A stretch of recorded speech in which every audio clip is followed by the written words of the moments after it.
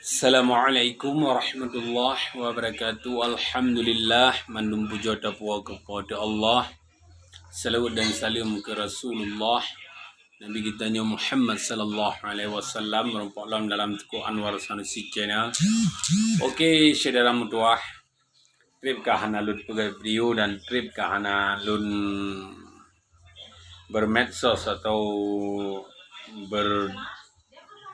Facebook karena terblokir. Jadi trip analun komen madum-madum masalah yang kena di Bumo Aceh tentang persoalan-persoalan Aceh. Trip analun komen karena Facebook diblokir dalam sibulan. Jadi dalam tuah uronyo kalun pegat video lo. Lun kalian mandum perkembangan situasi Aceh di mana pengesahan anggaran APBA 2022 disahkan.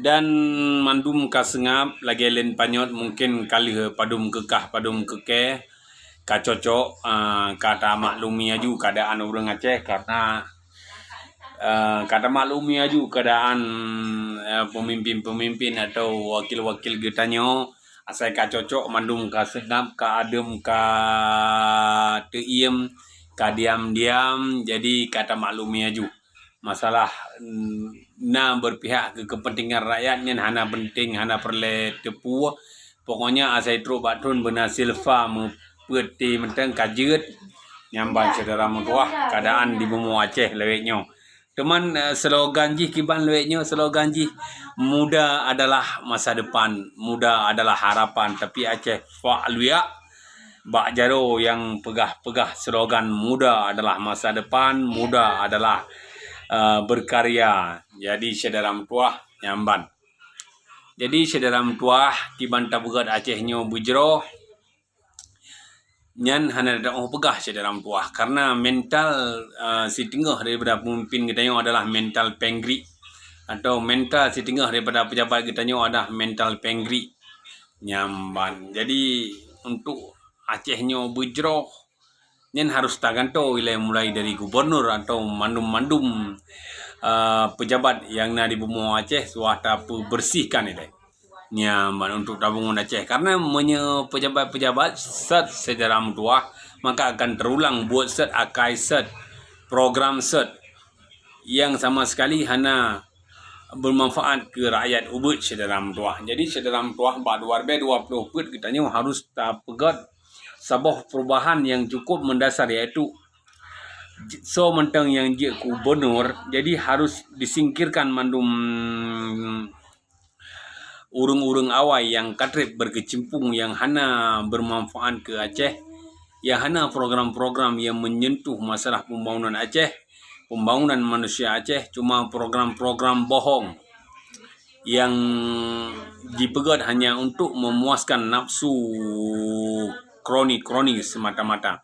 Jadi saudara mutuah, nasib berita-berita lain yang mandum urung don kan depu yaitu lagi tambang di Gayo ka dikuasai oleh Bakri Group dan berita-berita lain yang beredar lainnya masalah jidrop penambang ilegal dan kejadian-kejadian lain di Bumo Aceh yang hanalun kisah di sini.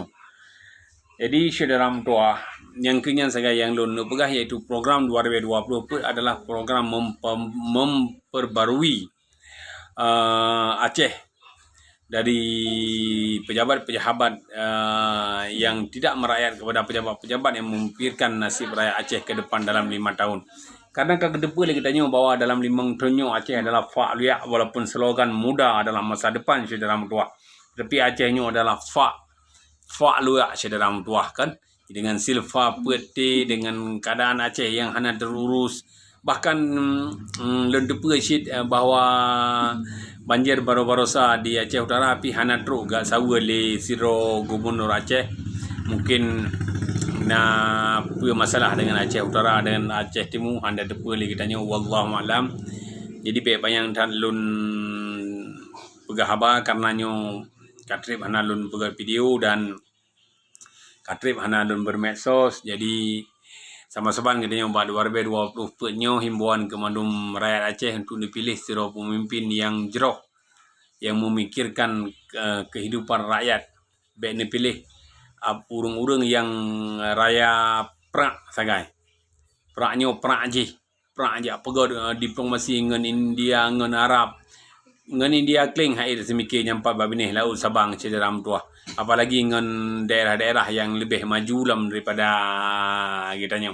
Jadi mantang menakhiri wabillahi taufiq wal hidayah. Assalamualaikum warahmatullahi wabarakatuh. Betul, like, share dan komen dan subscribe karena subscribe-nya adalah gratis.